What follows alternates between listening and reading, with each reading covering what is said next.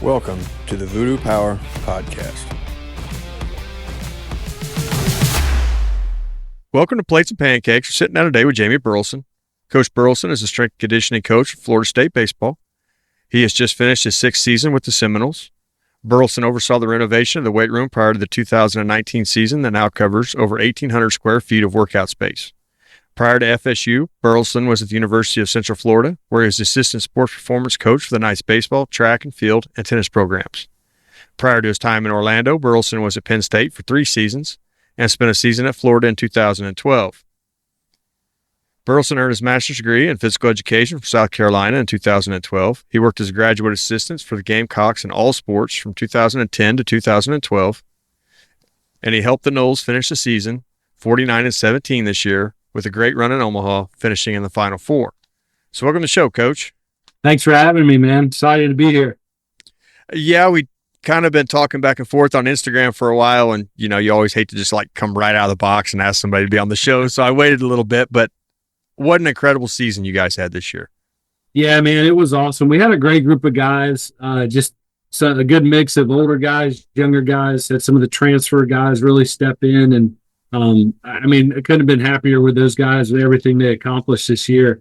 We had, I think, 26 new players on the roster this year. So it was nice to get to know all those guys, and they really just bought into everything that we were trying to do as a staff. And a lot of those guys were just kind of plug and play. It really wasn't much of a learning curve. They just kind of stepped in and really kind of, took the reins and ran with it. It was a very physical group, a fun group to be around. They love the weight room, and they love hitting some home runs too. So it was pretty fun to watch those guys.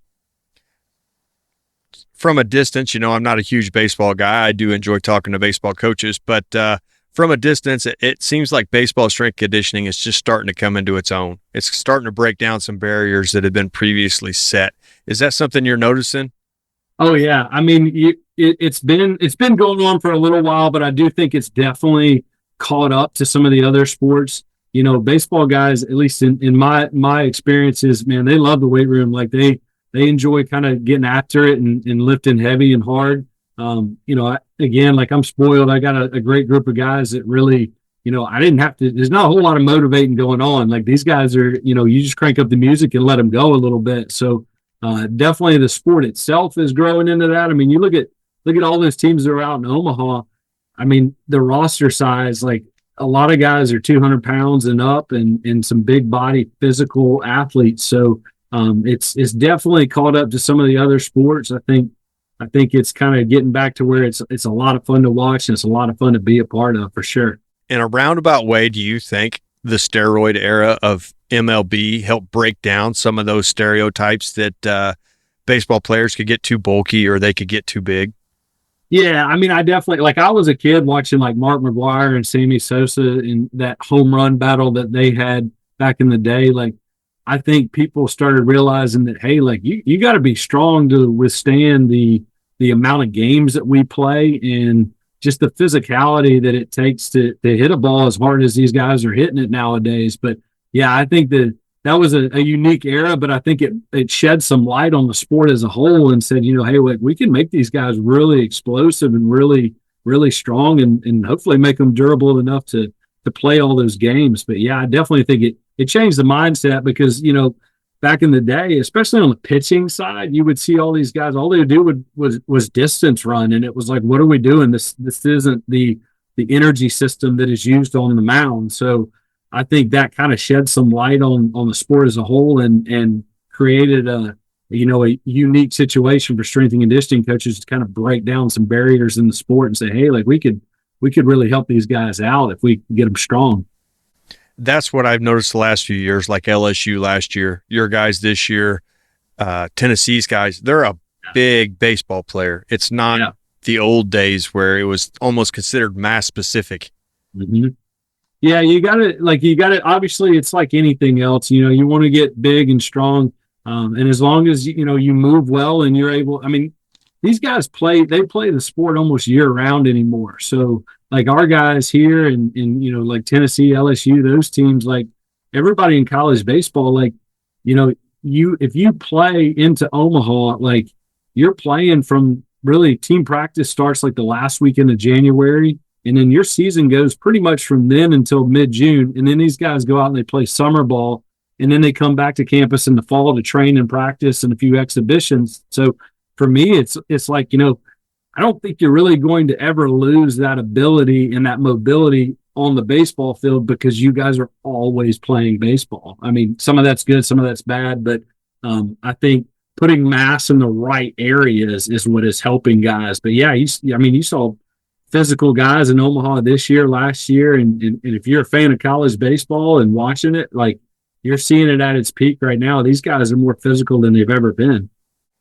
Keeping performance up in a long season. Now that's a very broad question, I know, but what are some key indicators that things need to change, or what are you looking at throughout that season to say, hey, we need to make some adjustments? Yeah, so the biggest thing for me, we're always kind of monitoring our guys. So I'm monitoring like their jumps, whether it be force plates, jump mats, whatever you want to use. I'm monitoring their jumps. We have Tendo units here. I use Tendo units for a lot of this stuff too. So as long as the bar speed is kind of where it's at, and then a lot of it is just give and take in the relationship with the player, getting to know the player and say, like, hey man, like tell me how you're feeling. Be honest with me because I can make changes right here, right now, and it's no big deal at all. So I think knowing your athletes, but you have that athlete monitoring system in place. Like I said, we did force plates pretty much every week during the season. And I mean, honestly, we were making gains through the season with everything we were doing between the jumps, the sprints, the lifts. But I think getting to know your players, I'm in the dugout for every game too. I'm at every practice. So you kind of get a feel and you see what they go through. You get to see every single practice plan. So if, we're coming to lift after practice, like I can make those modifications based on, how much work they did in practice. And it's a lot of give and take. I'm fortunate. I got a really good head coach and a good coaching staff that communicate really well as on my end too. And we just collaborate and get on the same page. And, you can kind of look and see, if velocities are down, something needs to change, whether it be on the pitching side or the exit velocity for the hitters for that matter. You can look at that too. Digging a little deeper into that.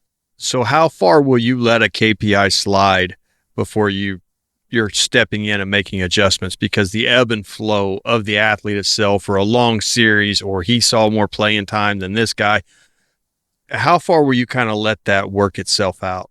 Yeah, I mean, a lot of times it's just kind of communication with the player. A lot of it is, I don't want to see it drop, drastically off. But I do understand that you can come in and you can have a bad day in the weight room. You can have a bad day of jumping and tell that that's kind of dropping off. I don't think there's necessarily like a huge timeline. Obviously, we want that to be as short as possible. But I think it's more or less like I kind of look at it. I look at those force plates and those jumps on a weekly basis and the jump mat as well. Like I use jump mat too. So I kind of see like if we're really like, as long as it's not like a drastic dip, I'll kind of let things kind of go and see if it plays itself out. And maybe it was just a bad day. But generally speaking, I try to, because we're doing it so often, I usually can kind of pick some things out pretty quickly within a week or two.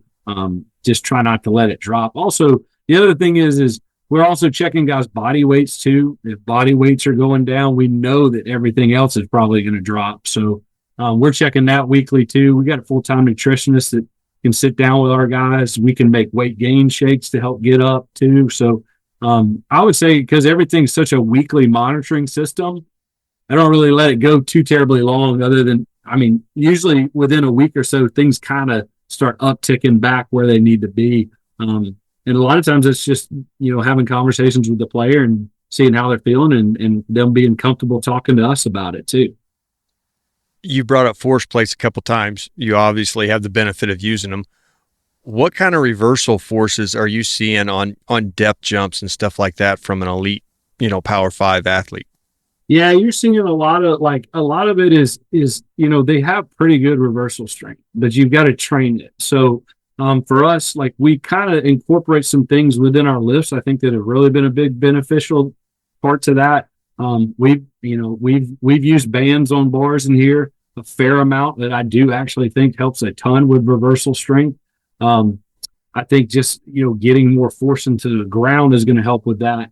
And then just training it. Like you got to get, you're only going to be good at what you train. So if you're training those depth jumps and you're going to get more reversal strength out of them sometimes by doing that. The other thing we do a fair amount of loaded jumps too. I think loaded jumps have been a huge benefit for our guys. We do it all different ways depending on what time of the year we're in. We loaded dumbbells. We've done things like hold med balls. We've done weight vests. Kind of just depends on where we're at, but you got to train that stuff. And I think doing those jumps helps, as well as just applying more force into the ground.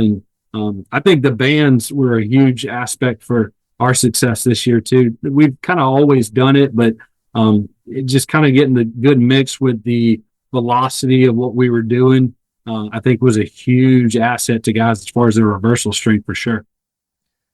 That's something I've been tinkering around with in my gym, and I don't know. I think we're seeing benefits of it, letting bands pull them into the ground, letting chains pull them into the ground, and then releasing and coming out of that. I don't know how this sounds to you, but the theory is I can adjust their ground contact time so I can run opposite of what my lift is, so I'm hitting the whole strength curve. Yep. Does that fall into something you would think of? Yeah. I mean, it's essentially another kind of contrast method, a potentiation. I think that's really big into what a lot of people are doing nowadays, and I think it works really, really well. We do a fair amount of that. We pair a lot of our jumps with our squats or our deadlifts or split squats or whatever kind of main lower body lift we have in there. We're pairing those jumps with it. And give them plenty of rest time. I think that's another thing, not just trying to fly through this stuff, but actually get better at it. That's been a huge key. And those jumps, I mean, I kind of keep a simple approach to a lot of it. Anything that I want to improve, if I add load to it, the right load, it's going to improve. So if you're adding bands to jumps or bands to squats or any of that, like the bar speed and the jump itself, it's going to get better because you're going to require more work out of them, more force in the ground. And they have to learn how to handle that load, especially at the reversal. Instead of caving or leaking, they have to absorb it to be able to reverse it, is my theory. I don't know that it's my theory. That's the way I see it anyhow. Is that something that you're looking at? Like how much is an athlete leaking at the bottom? How tight are they staying?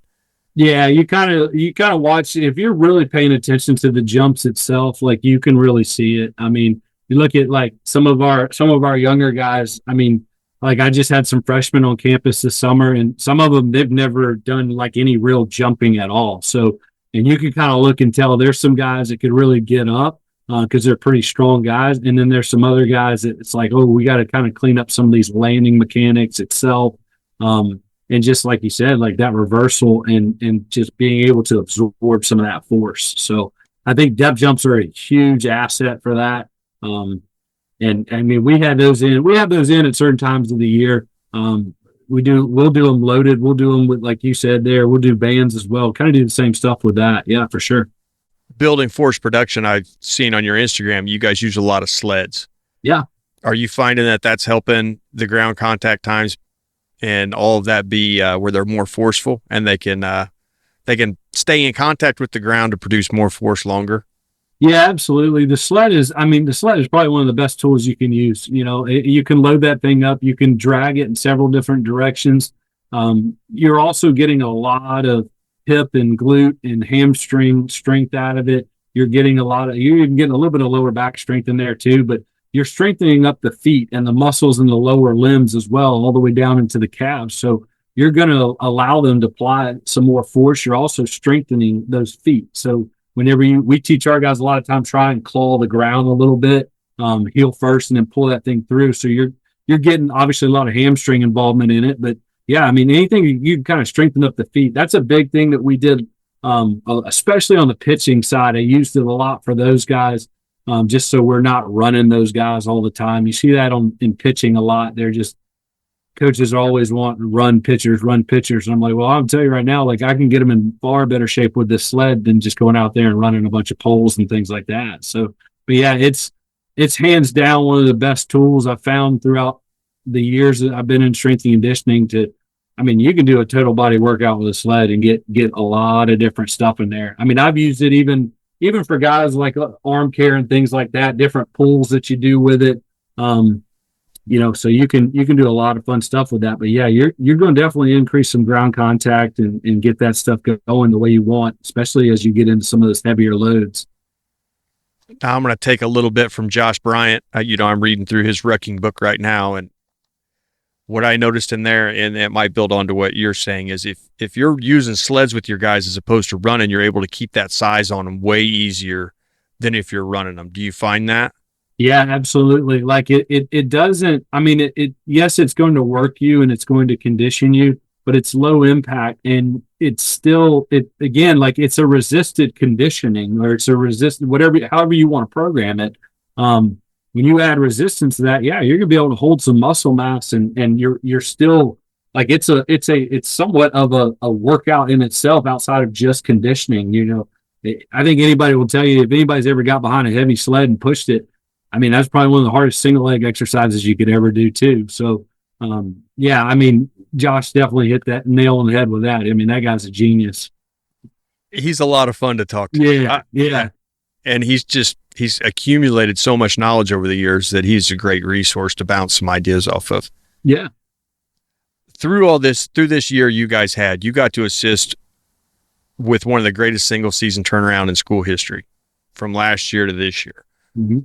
Being inside the program, what does that take? Yeah, it's interesting. It takes a lot from not just the coaching side, but one of the things that I think we do a really good job here of is we try really, really hard to pick the right types of guys to lead programs. We say all the time, you guys are the ones putting on the uniform and you're the ones playing the game. So this is your program. We're just here to kind of guide you in the right direction.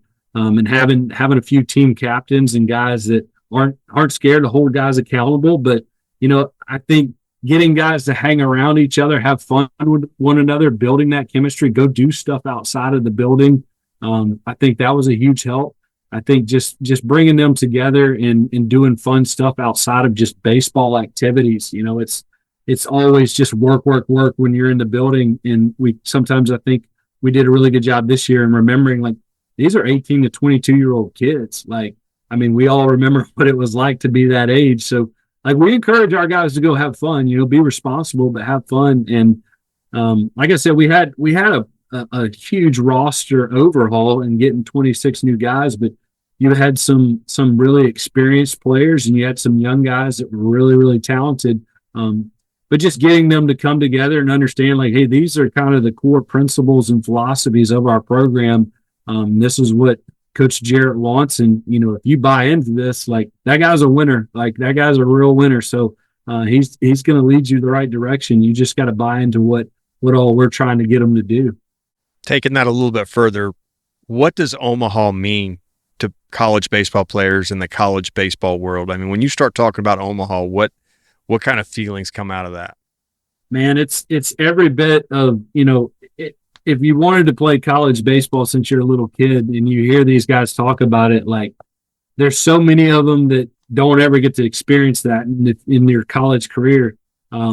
It's everything you work for. It's the goal. It's the goal every year. It's, a lot of people, they don't realize, like, there's 300 Division I baseball teams and only 8 of them are going to get to go to Omaha. So you kind of have to, take some ownership in that and enjoy that.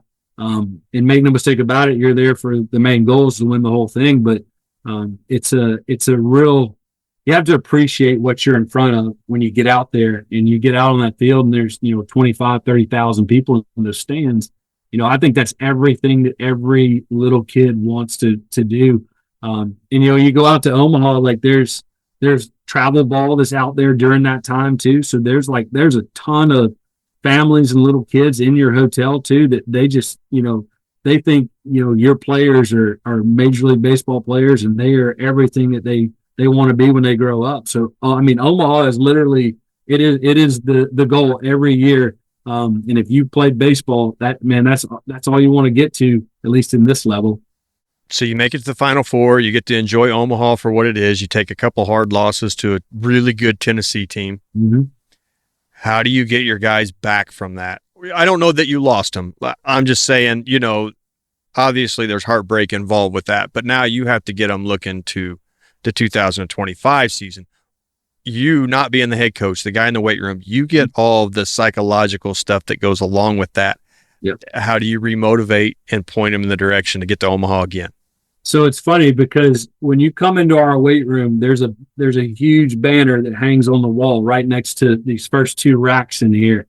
And it says hard work begins here and ends in Omaha. And it's a picture of the College World Series. So I don't think you ever lose sight of what that goal is. And those guys that are returning, you know, I've been fortunate enough to really experience Omaha a handful of times in my career. And I tell guys all the time, once you get a taste of it, you're always going to want to go back.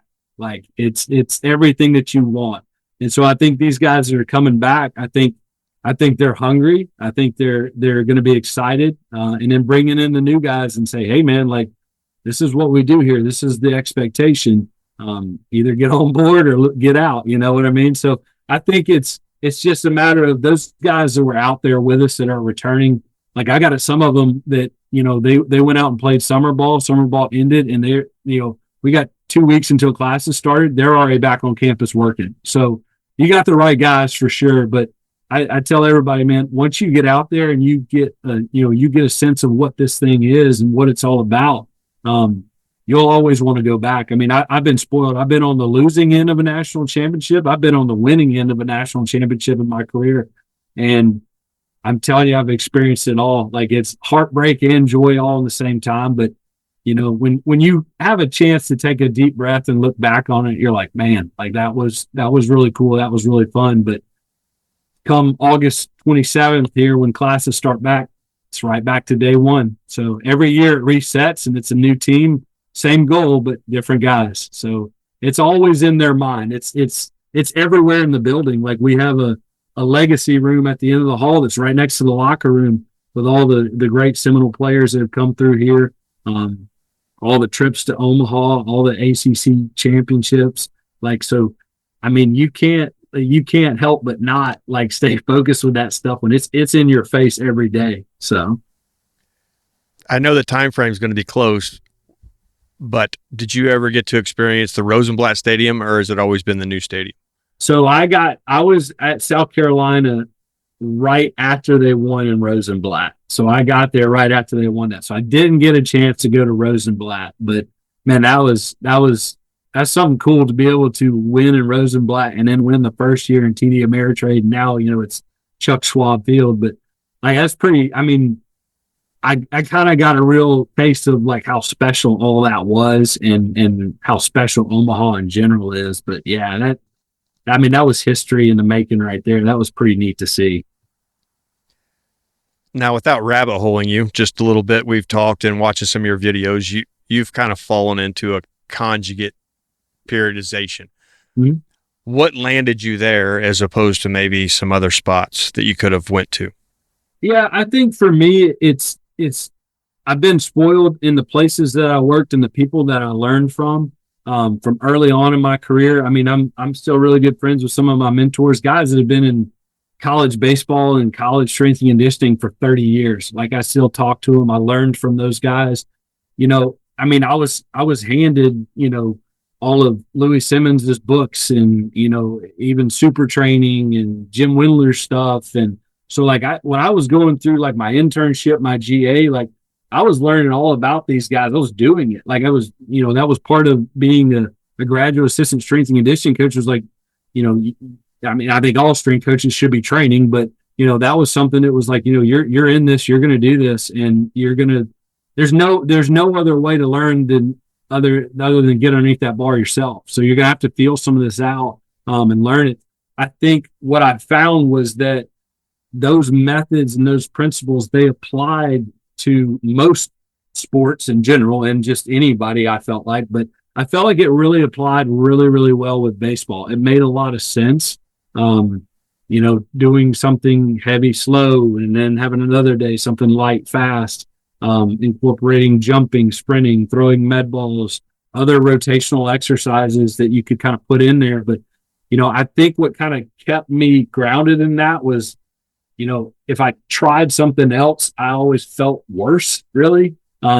And I kind of take a step back. Like if you look at like some athletes, and especially like in my setting here, like we have days where we lift after practice. So it didn't make a whole lot of sense to me to put somebody underneath a barbell in like say linear periodization where, you're coming to me after like a 2-hour practice in the Florida heat. Like, hey, I'm going to ask you to do sets of like 10s and 12s on like back squat. Like, I mean, I guess you could do it, but I didn't think it was really the best way. I didn't think it would feel the best. So, and then just kind of tailoring it and molding it to fit what I felt was right for the athletes that were in front of me. I think baseball, especially, like, I mean, it's a pure power sport. It's all about speed and velocity. So it made a lot of sense to apply those methods into my setting. And, I think you could learn something from all and apply it, without necessarily going any one direction too far. But definitely conjugate to me, like anymore, I'll be honest with you, if you're not doing conjugate, I really don't know what you're doing with your athletes. I think it's, at least the folks I know, most of us are doing something very, very, very similar to conjugate if we're not doing conjugate. But it seemed to be an easy fit. And the way I programmed and the numbers and the jumps and the things that I was seeing at the sprint times I was seeing in baseball, this, the exit velocities and the throwing velocities, like all this stuff was going up. So I was like, well, it's kind of one of those things like, if it's not broke, I don't think I should try and fix it. So As you was talking in there, I was trying to take some notes. So if I look down, please don't think I'm being. Yeah, you're good. But it got me thinking, and I've had this conversation before, so I'll pick your brain on it a little bit. Hitters and reversal strength. I mean, it's really not reversal strength. It kind of is. You're coming from. It's almost more like a deadlift.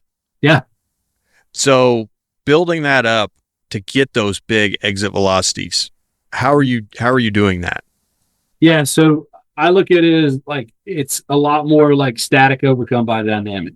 So that's kind of the way I look at baseball. And it's funny you asked me that because I had a player in here earlier today, and we were doing some box squatting, and he was, I mean, he's great. He's all in on it. And he was asking me, he's like, man, like when I really stop on that box and I explode up, he's like, that's a game changer for me. And it was a simple concept, but telling him like, building all of this stuff up, like the deadlift, the squat, split squat, like I'm trying to strengthening your hips and your glutes and your posterior chain and everything else along the way.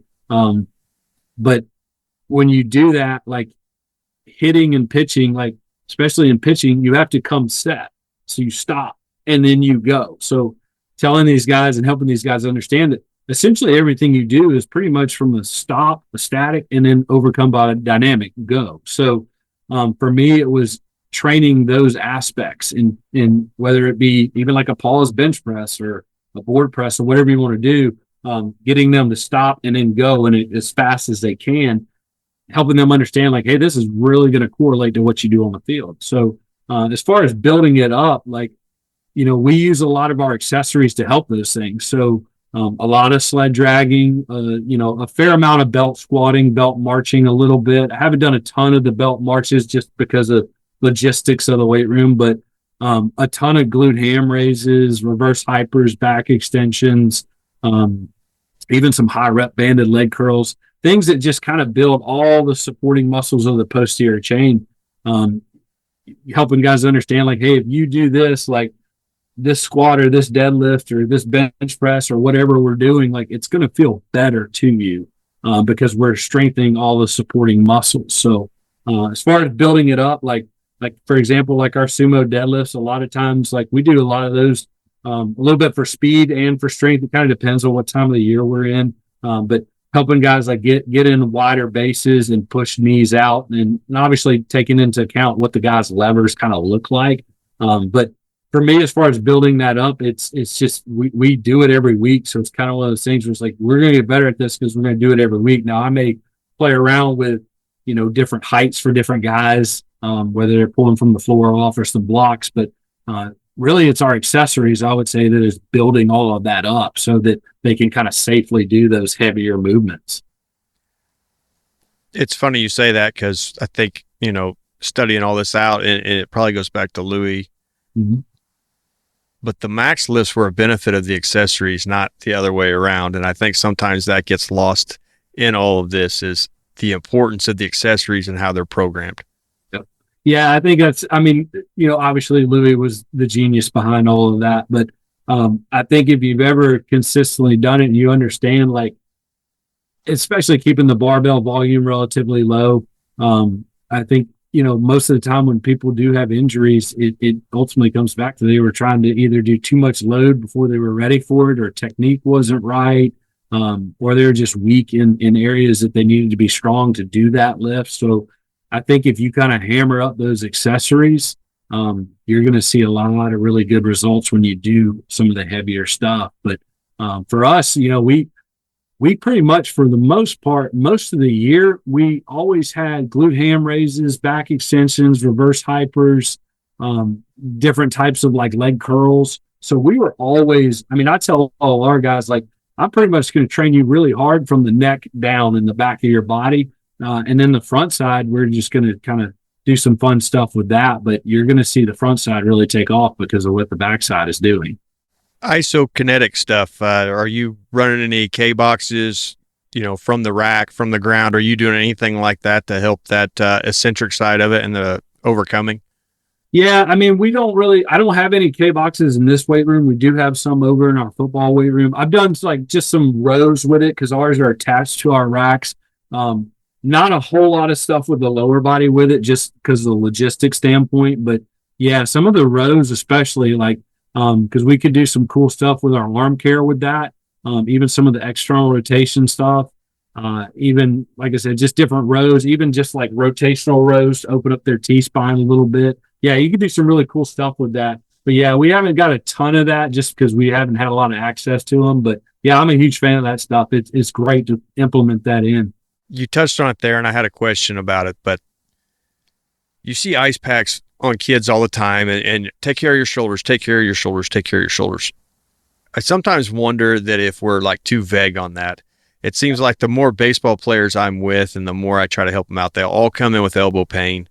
And it seems like there's always a knot between their spinal erector and their shoulder blade. And if you get that worked out, the elbow pain goes with it. Am I seeing that correctly, or what is your opinion? Yeah, so I think a lot of times we always look from the ground up. So is it mechanical? Is it overuse, which is a large part too? Or is it there's a weakness somewhere in the chain? So you got to think about it from terms of like, and also like kind of go back to overuse. Like some of these kids nowadays, like they're throwing a baseball the whole year, like, which doesn't make sense. Like, but I think a lot of that comes back to if you get really, really strong in your posterior chain, you get really, really strong in your core, which is another area that a lot of people are weak in and they avoid in the baseball player. The arm is going to be a result of a weakness somewhere in the chain, because you look at these guys, like they're putting a lot of force into the ground going down the mound. And you could slip wrong, or if the mechanical issue is off and the arm is way behind the body, or we're getting, really far outside our hand to the elbow. You're going to put a lot more stress on the arm, whether it be the shoulder or the elbow. So what we try to do is strengthen everything else globally, meaning like big muscles. And then like we do some stuff for the forearm, like rice buckets. We do some wrist rollers. We do some finger spreading stuff with like alpha grips and stuff like that. We do some isometrics as well. We use the crane scale to do some isometric stuff, overcoming and some yielding with some different weight things as well, like, prone Y's, T's, W's, and external rotation, internal rotation. We also do it with some cables in here as well. We have some anchors, so we'll do some of our arm care is a little bit like overloaded eccentric stuff. So we might do some heavy external rotation with the cables and kind of pull that back with both arms and let yourself kind of just slowly bring it down. But I always kind of start from kind of like the core and the posterior chain and then work out. So I think a lot of times what you're seeing is that, if you're having problems with your arm, it goes back to mechanics, overuse, or there's a weakness somewhere. because the arm, ultimately, the way I look at it, the arm is along for the ride when you're on that mound, because you're putting a lot of force into the ground, especially in that back hip. Also, the way guys hinge and get into their back hip, the way they load the back hip, that matters. I think whenever you get into foot strike on that front side, that matters. If you're opening up really far and then the arm's way behind the body, it's just playing catch up. So you're going to get those knots in your scap you're talking about. If you're kind of overusing the arm, you're overthrowing versus using the lower half and the core and let that energy just kind of take you down that mound.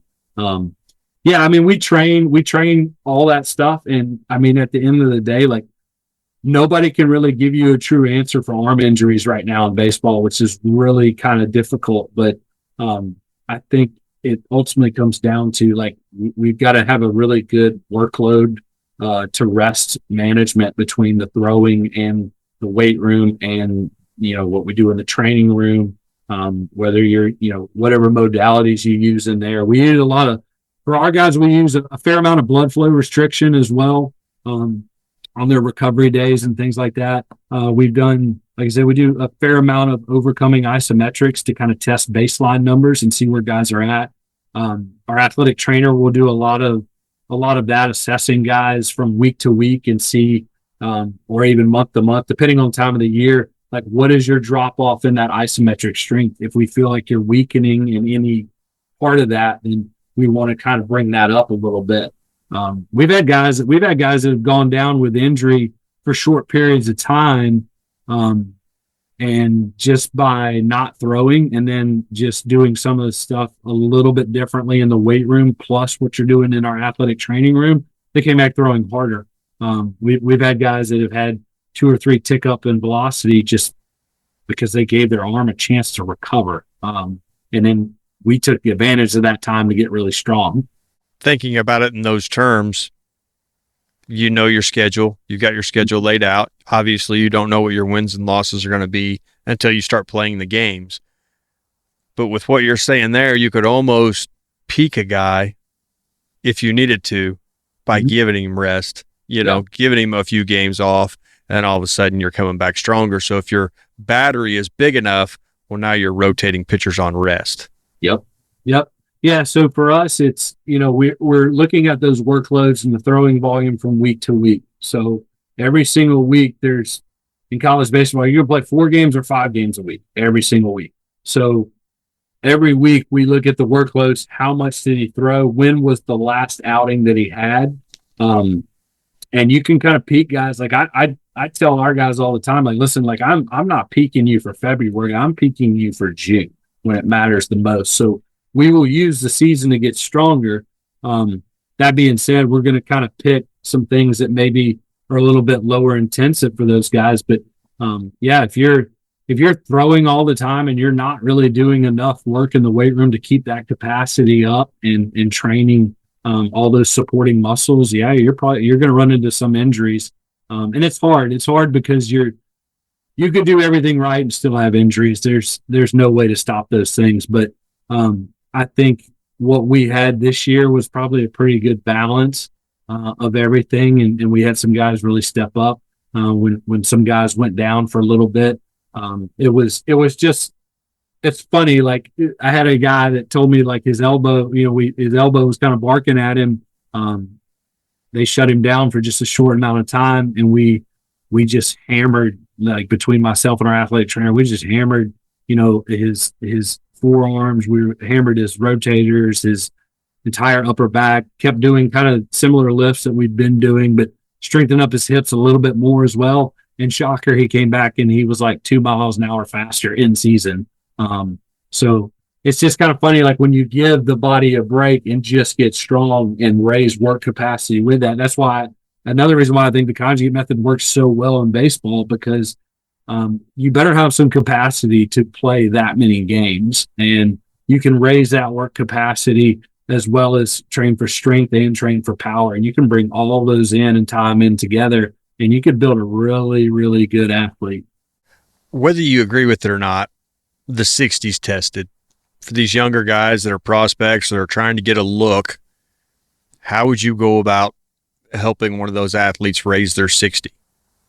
Yeah. So the way I look at the 60, I think we're getting to a place in baseball where we're kind of somewhat getting away from that. I don't think we're totally there yet, but the way I look at it is, well, if you run a really good 30 and I train you the right way, you could probably run a pretty good 62. So the way I've looked at it is I'll use things like squats, split squats. Those are going to be a little bit more of my acceleration based stuff that are going to help in those first step quickness. Sled can even be calculated with that too.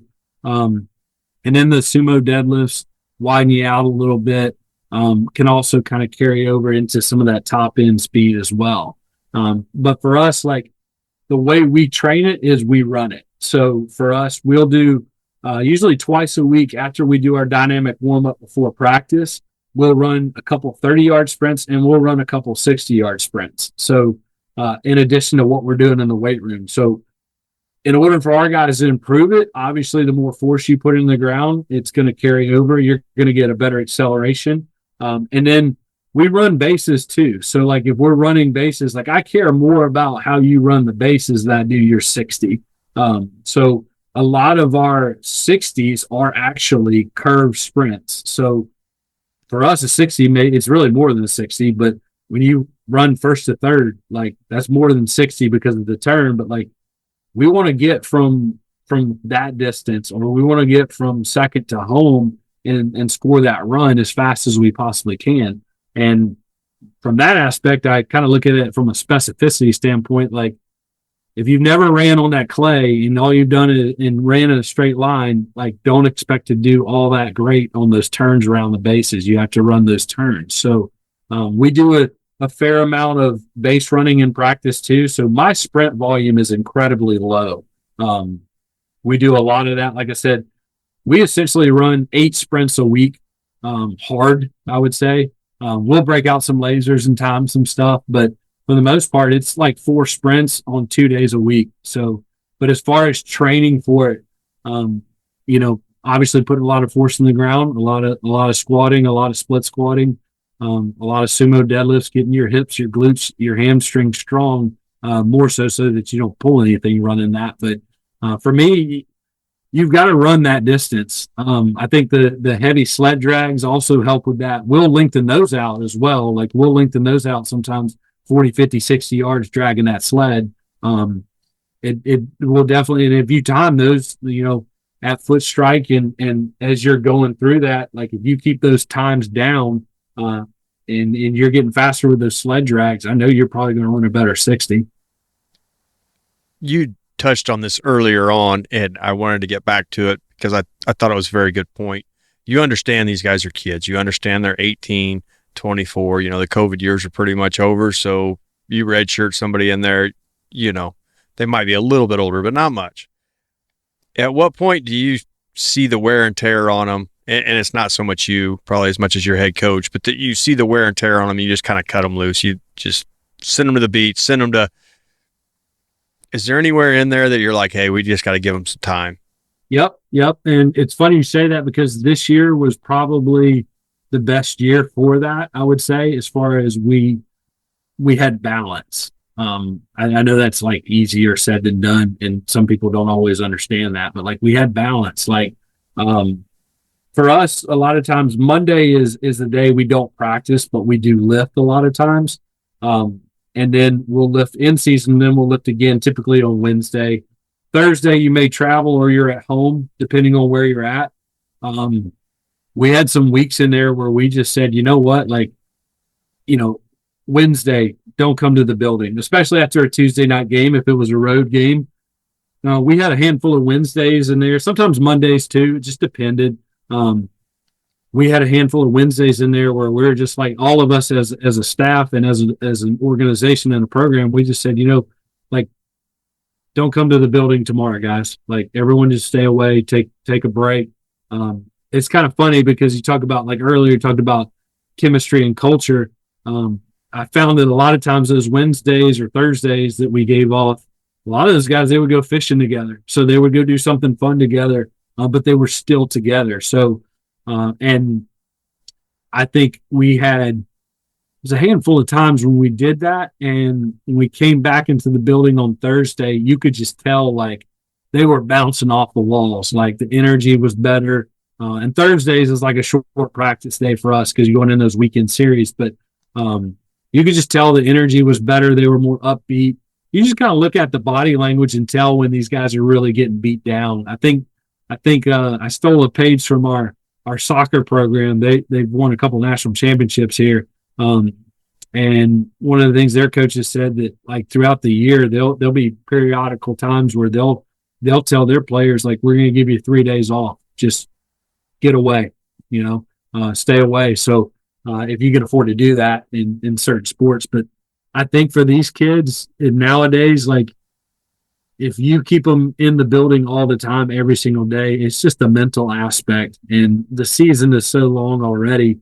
If they're not fresh mentally, they're not going to be fresh in other places either. So I think that's a big thing, having a head coach that can see that and recognize that. And when we bring something to him and say, hey man, like these guys, they look dead right now. Like they're gassed, and he listens. He's great. He's like, yeah, like I'm tired. I know they're tired. So let's give them a day or something like that. You do get days off, obviously, like you get 1 day off a week. But there's always something. They've always got treatments, rehabs, mentoring, tutoring, academic stuff they've got to go do. But any little break you can give them, it's much appreciated. That would have been my next question. Is there conversations you have with the coach and you're debating what could be won or lost by time off and where you can make it up if you need to be like a short game day workout or whatever to give those guys a mental break? So obviously from what you just said, it's a pretty good give and take. Yeah. Yeah. So it is. I mean, we've done some workouts and lifts on game days too, to kind of alleviate some of that. And just give them that. Like it my job is to help him in any way I can and help the program any way I can. And sometimes that is just, hey, they need a mental break, man. And having a head coach that understands that and appreciates that, it goes a long way. Writing summer templates for guys, they're coming off a long year. They're getting ready to go back to wherever it is they live, play summer ball, like you said, whatever the case may be. You're sending out these summer templates, hoping that a little bit might get done, I would imagine. How successful is that? I mean, it's, I put it in place. I give stuff to them. I try and communicate with them pretty regularly. Those guys aren't around. I do have a handful of guys that do kind of stick around some. We kind of make it a little bit loose. Obviously I write these summer programs for guys. I try and keep mine relatively short and communicate with the player. That being said, I tell them too, I'm like, hey man, like it's okay. Like you can take a couple of days here or there. You're going to, how you feel better than I know how you feel right now. So, it's okay. It's not the end of the world. I tell guys, like, I want them training, but like, we also got like a whole fall to get you ready for a spring. We got a whole preseason to get you ready. Like, I just don't want you to come back to this campus and not be ready for fall practice. And we'll have 3 or 4 weeks on the front end to at least get something out of you. But yeah, like having a little bit of feel with that. Like like I said, like these guys, if you go to Omaha, like practice is, it's team practice starts the last weekend of January. And then your season starts right around Valentine's Day. So, I mean, I had a solid 6 months of training them twice, 3 times a week. So, I mean, we'll survive if you take a couple of days here or there. So we've got some time. But yeah, I put it together. And I encourage guys to do it just so it doesn't hit you like a ton of bricks when you come back to campus. I would never encourage them to take that much time off, but like if you take a week, it's not the end of the world. Like if you want to take a vacation with your family, I'd actually encourage you to do that. Just recharge every bit of the batteries you got. I'm sure a lot of these guys they love baseball or they wouldn't be where they're at. So they're probably never going to get too far out of shape, I wouldn't think. Yeah, most of them are pretty self-motivated from that aspect. They understand, and it also depends on what does the year in front of you look like. You'll have some of the guys that get a little bit older as they're coming into what could potentially be their last year of baseball at the collegiate level. They may get drafted that next year. Some it may be the end of the road for baseball for them altogether. So they're pretty highly motivated to do what you ask them. It's not overly stressful on my end. I got, like I said, got a good group of guys that really they know what's coming when they get back in the fall as far as the practices go.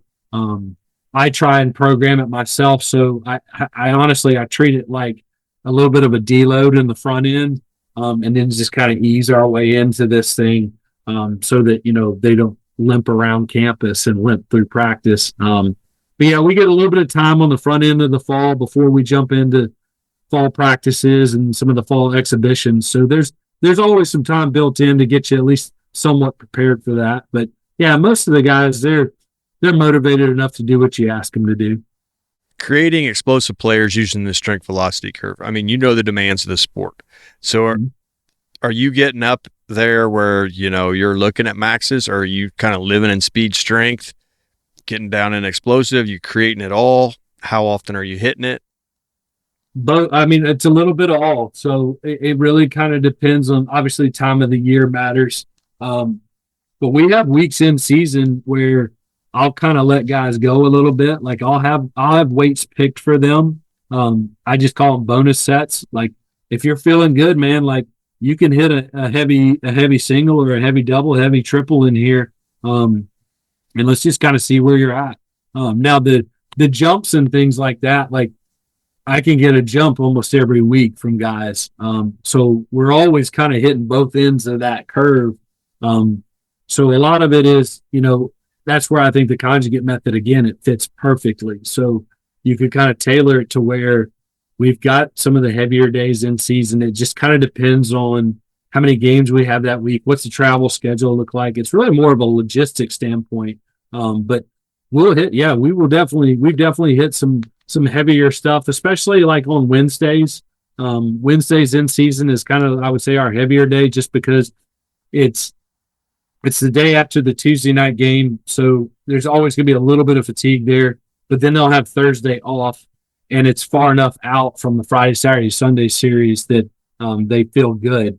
And then Mondays is usually kind of a little bit more of a lighter end stuff, just because you're coming off of that 3-game series, and it can be a grind on some of those Mondays. So I try and tailor it to where we've got heavy days, heavy weeks, and then we have kind of speed days where we're hitting all of that. But we're always jumping, and we're always doing a heavy amount of accessories to tie all that together.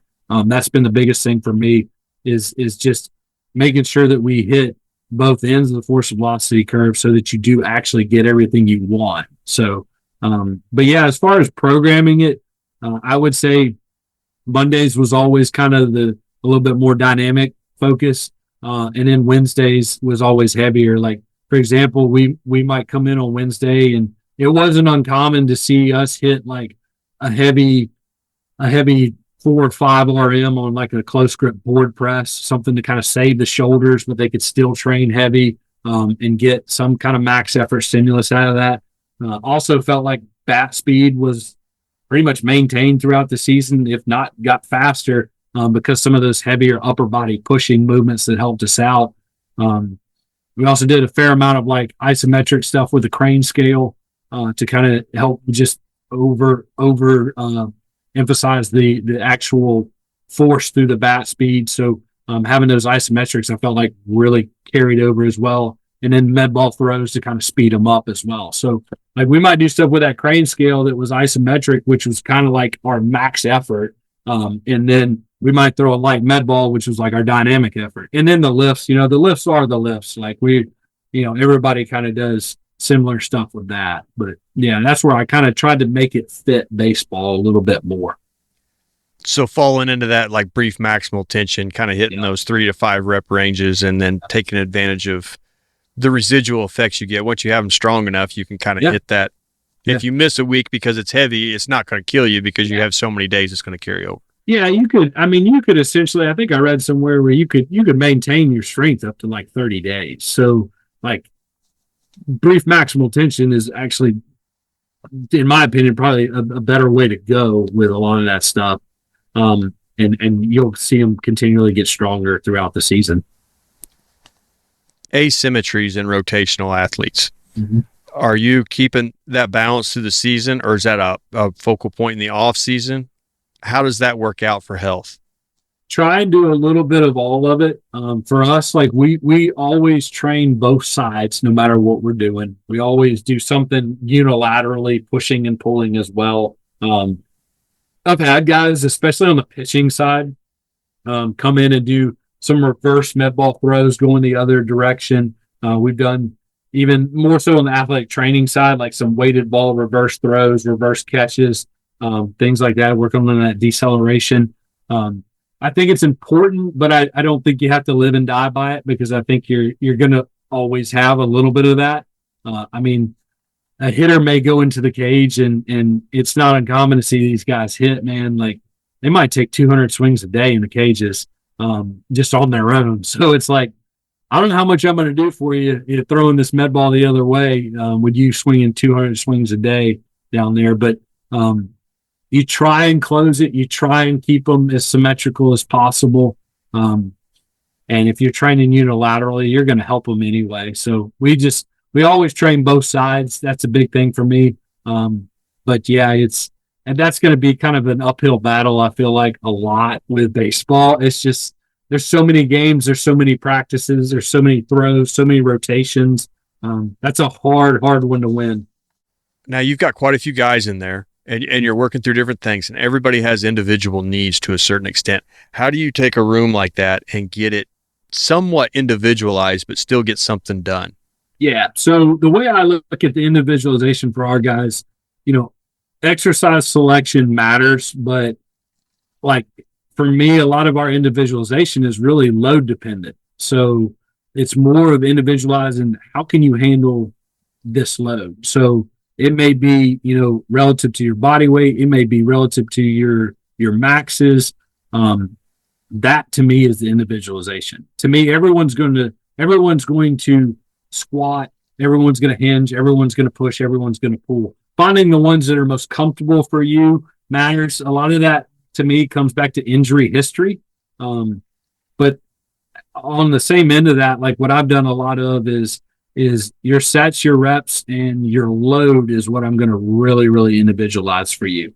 Now, if I get a kid that, like, say, for example, he's had multiple back injuries or something like that, then maybe we do a lot more belt squatting than we do putting a barbell on his back or something like that. But at the end of the day, I just need you to do the movement. I don't necessarily care so much how we load it, as long as you are getting load. But what I did a lot with this year, we had kind of a couple different groups going on. Like, as far as, the lifts were very, very similar, but I had a group of guys that, like, you knew they were redshirted, they were never going to play. So the season was like another off-season program for them. Still doing a lot of the same movements of the guys that were playing, but the load, the sets, the reps, all that was like, we can kind of get after this a little bit more. We can keep raising your work capacity. Then I had another group of guys that was kind of like in between. Like, you were on the bench, you might get in a game, but I hadn't seen you play in a couple of weeks. So kind of tried to find like a middle ground for those guys. Like, we would do a little bit more, like we do more sets where we keep our reps low and our bar speed high, so they weren't getting like overly taxed. And then I had a group of guys that, the guys that were the everyday players. So that's kind of how I individualize it, more from like a set, rep, and load standpoint, more so than anything else. Like, everybody squatted, everybody did split squats, everybody did, some form of a hinge, pushes and pulls. It was just a matter of, where you were kind of in the hierarchy of the roster, really. And I had a lot of guys, that made a lot of really great games, guys that were playing and guys that weren't playing. So it was definitely like force plates and jumps and sprints. Things were trending in the right direction. So I think that's my individualization take on it, is look at injury history, look at what they're capable of doing for you. And I mean, if you're not playing, like, I don't want to waste a season we could actually use the season to get you really strong. So, yeah, that's kind of how I look at individualization. That's a really good take on that, and I've had that conversation before.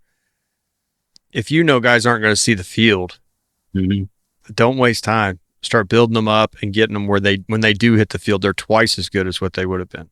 Yeah, I mean, I had those guys that weren't playing a whole lot. They would train 3 and 4 days a week in season versus those guys that were playing every day. It might be only twice. So that's my take on the individualization piece, more so than like some people will do exercise, like different exercises and things like that. Like, yeah, you need to find exercise that fits the athlete, but at the end of the day, like, I don't want to waste time with them. I want to get them strong and explosive as I can. And you just brought it up. 3 days a week, kind of looking at your template, 3 days a week out of season, 2 days a week in season. How do you figure out what to prioritize? Are you looking at a total body workout those 2 days? Or are you splitting them upper, lower? What are you doing? Push, pull? How are you working that? Yeah, so the off season is typically 3 days a week. So we have like more of a lower body emphasis with a lot of core work. Then we have an upper body. Then we have a day off, and then we have a total body. So that's kind of how we hit our off season stuff. I basically take, it's basically cut 4 days into 3. And then in season, it was just 2 total body days. I felt like in the past, sometimes I've done some upper lower splits with twice a week. And I just didn't like it just because it was like, that's a long layoff without any real force production, especially on the lower body, outside of what they're doing on the baseball field. So I kind of figured that maybe I would just switch it to 2 total bodies. And I got a lot of really good results with that. Had a lot of guys really appreciated that, I think. They weren't just blown up all the time and dragging, because you kind of push that blood throughout different parts of the body. And it also kind of made the workout itself flow for the space that we had. I think that's another big thing that a lot of coaches miss out on. You kind of have to look at your logistics and your setting too. You could program, a bunch of different stuff, but if you don't have the equipment for it, then you're going to get bogged down there, especially when you've got 35, 40 guys standing in that space. So, yeah, but I think that was kind of the way I organized it and was able to kind of fit everything the way I wanted to fit it.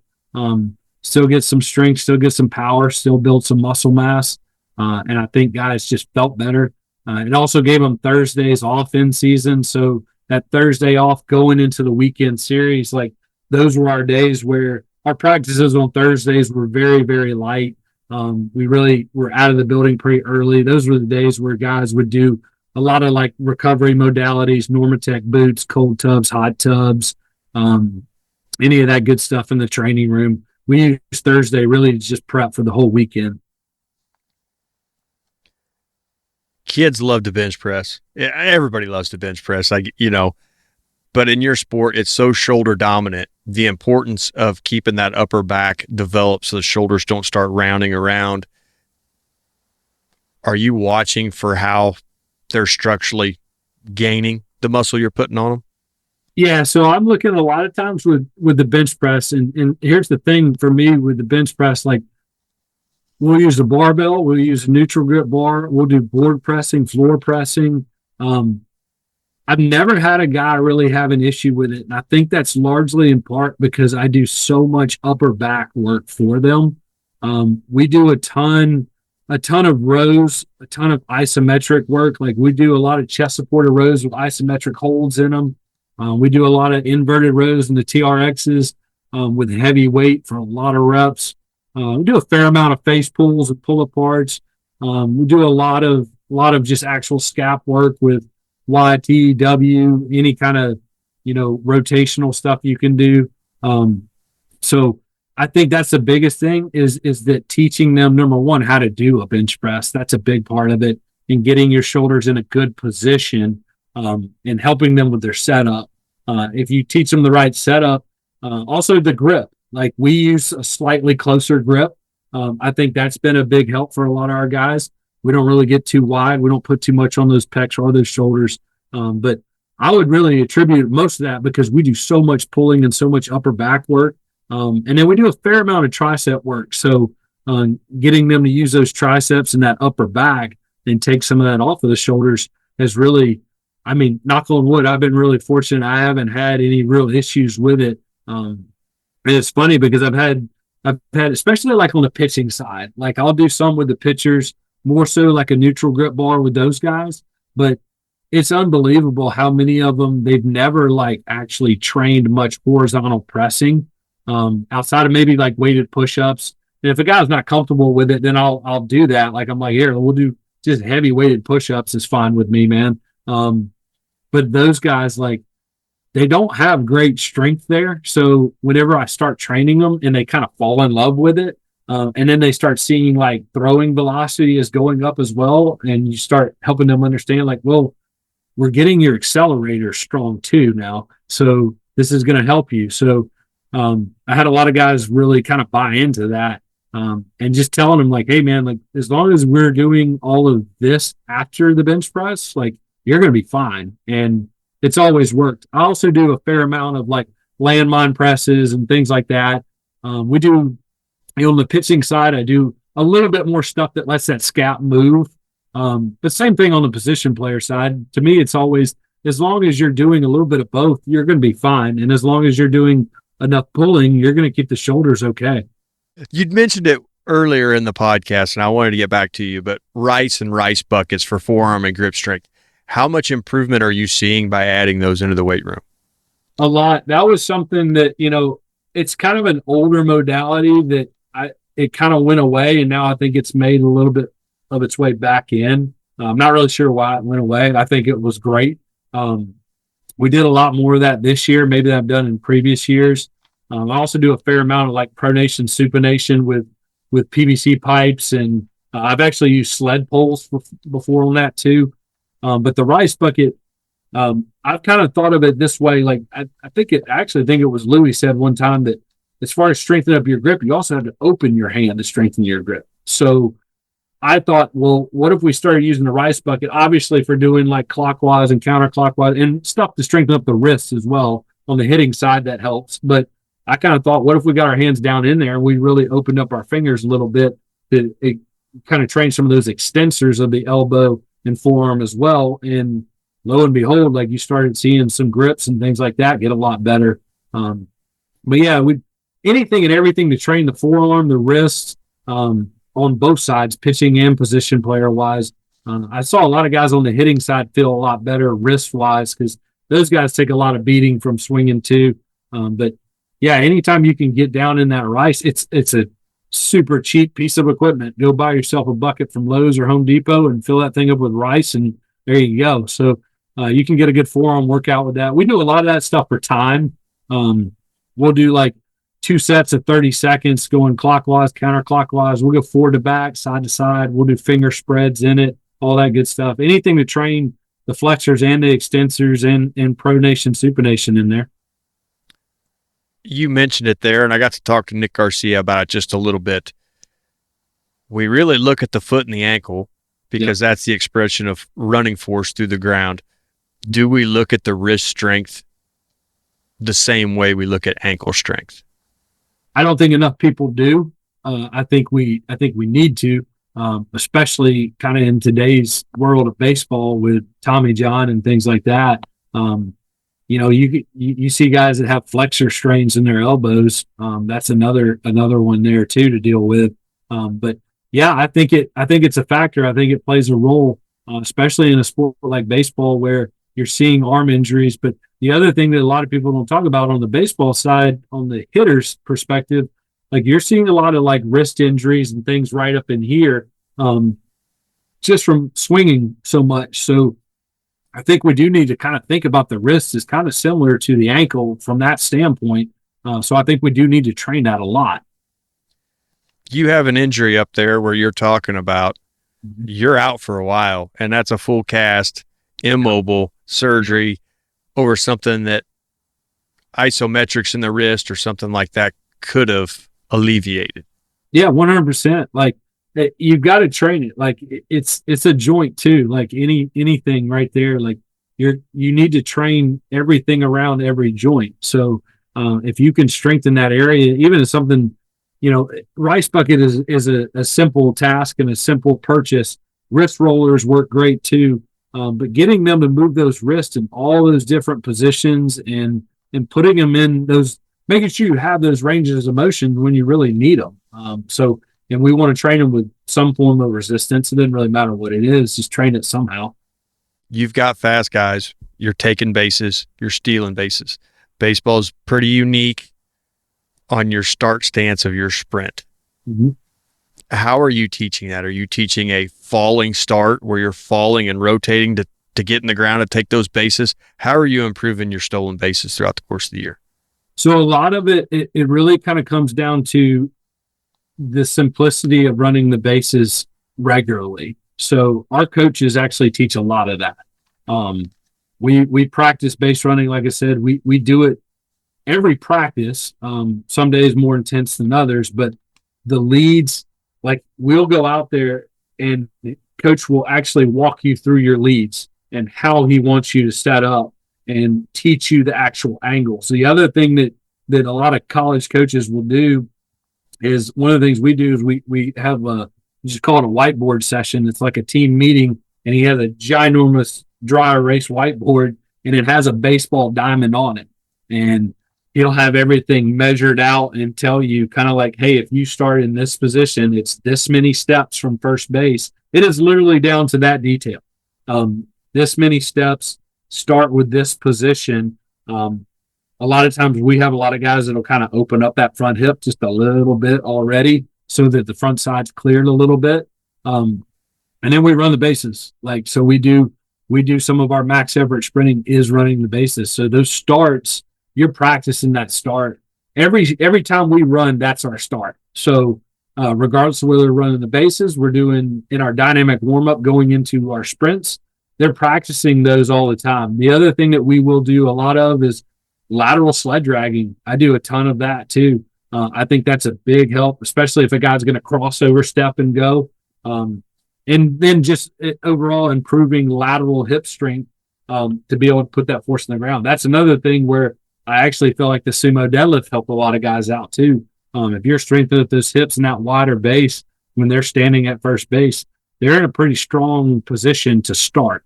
But yeah, as far as the actual first couple of steps, we practice it every day. I mean, it's always on the base paths or after our dynamic warm-up.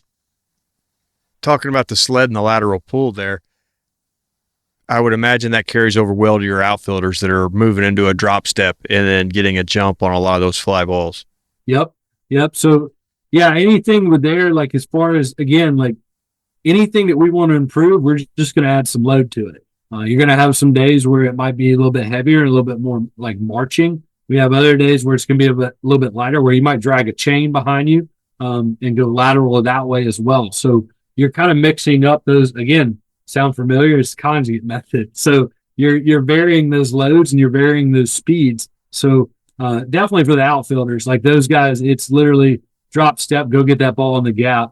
Infielders as well, because they're making a lot more shorter steps, but a lot of stuff is really quick to their left and right. So they've got to have that first step quickness, and sleds, chains, any of those things. Sometimes bands as well. It can have partner bands as well, but I use probably the sled more than anything, just because we just throw that thing out there and go, man. We got belts and sleds for days.